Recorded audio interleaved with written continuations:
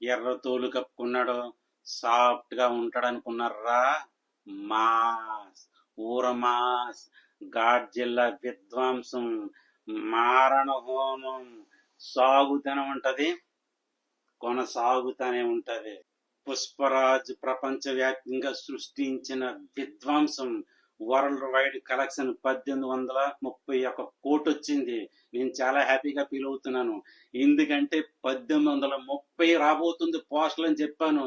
100 to 99% నేను చెప్పింది వచ్చింది.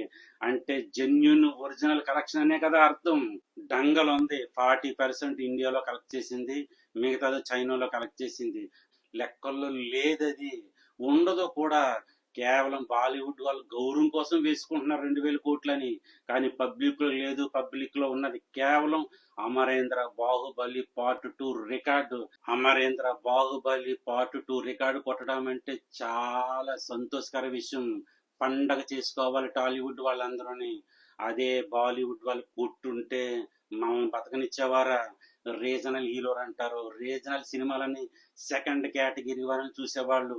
ఇప్పుడు వాళ్ళందరికి రీసౌండ్ మారుమోగిపోయి ఏం చేయాలో తెలియక గప్ చిప్ అని కూర్చున్నారు. చిన్నప్పుడు ఒక ఆట ఆడుకునే వాళ్ళం, ఎక్కడ దొంగలు అక్కడ గప్ చిప్ అంటే సైలెంట్ గా దక్కునే వాళ్ళం. అలా ఎక్కడో అక్కడ గప్ చిప్ అయిపోరు.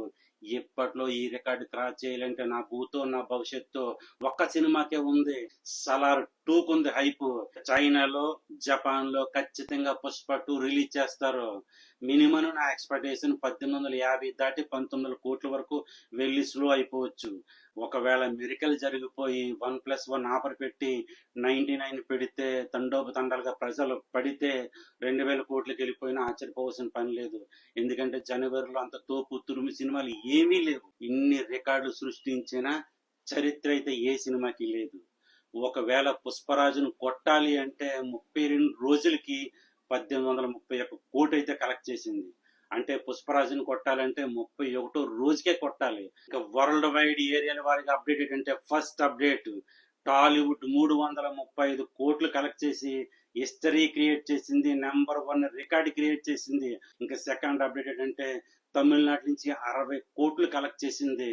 ఇంకా థర్డ్ అప్డేట్ ఏంటంటే, మలయాళం 16 కోట్లు కలెక్ట్ చేసింది. ఫోర్త్ అప్డేట్ అంటే కన్నడలో 10 కోట్లు ప్లస్ కలెక్ట్ చేసింది. స్పెషల్ అప్డేట్ ఏంటంటే హిందీలో 812 కోట్లు దాటింది. ఇక వెరీ వెరీ స్పెషల్ అప్డేట్ ఏంటంటే ఇండియా గ్రాస్ 1500 కోట్లు దాటింది.